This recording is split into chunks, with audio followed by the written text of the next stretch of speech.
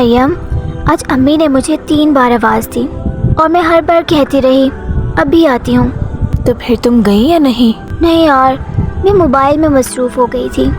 ہیرا، کبھی کبھی ہم چھوٹی سی لاپرواہی کو محسوس نہیں کر پاتے۔ اور جب میں بعد میں گئی تو امی خود ہی کام کر رہی تھیں اور خاموش بھی تھیں۔ ہیرا، والدین خاموش ہوں تو دل کو سوچنا چاہیے۔ مجھے لگا وہ ناراض نہیں تھی، بس اداس تھی۔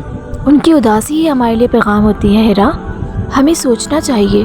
ہاں، ابو بھی کہہ رہے تھے میرے پاس بیٹھ جاؤ، مگر میں نے کہا ابھی نہیں، بعد میں۔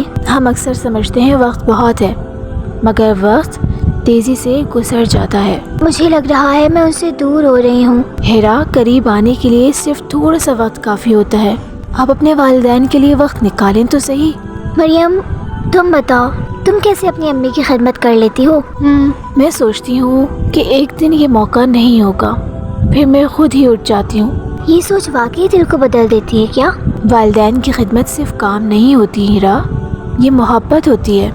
میں ابھی جا کر امی سے پوچھوں گی انہیں کچھ چاہیے تو نہیں۔ بالکل، یہی سب سے خوبصورت قدم ہے۔ اور ابو کے ساتھ بیٹھ کر بات بھی کروں گی۔ ہاں ٹھیک ہے، وہ بھی بہت خوش ہوں گے۔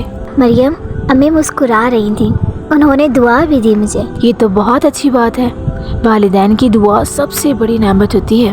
میرا دل بہت سکون میں ہے اب۔ یہی تو خدمت کا اثر ہے ہیرا۔ اب میں روز خود ان کے پاس جایا کروں گی انشاءاللہ۔ بالکل، اور ہم ایک دوسرے کو بھی یاد دلائیں گے کہ والدین کی خدمت کرنا ہمارے لیے کتنا ضروری ہے۔ ہاں، تاکہ ہم مصروفیت میں بھول نہ جائیں۔ بالکل، یہی تو اصل دوستی ہے۔ والدین کی خدمت نے مجھے سکون دیا اور دل کو ہلکا کر دیا۔ کیونکہ اللہ کی رضا بھی اسی میں ہے نا۔ اب میں چھوٹی چھوٹی خدمتیں بھی خوشی سے کیا کروں گی۔ بالکل، کیونکہ یہی تو جنت کا راستہ ہے۔ والدین کی خدمت محبت بھی ہے، عبادت بھی ہے، اور جنت کا سب سے آسان راستہ۔ اگر آپ بھی اپنے والدین سے محبت کرتے ہیں تو آج ہی ان کی خدمت کا عہد کریں۔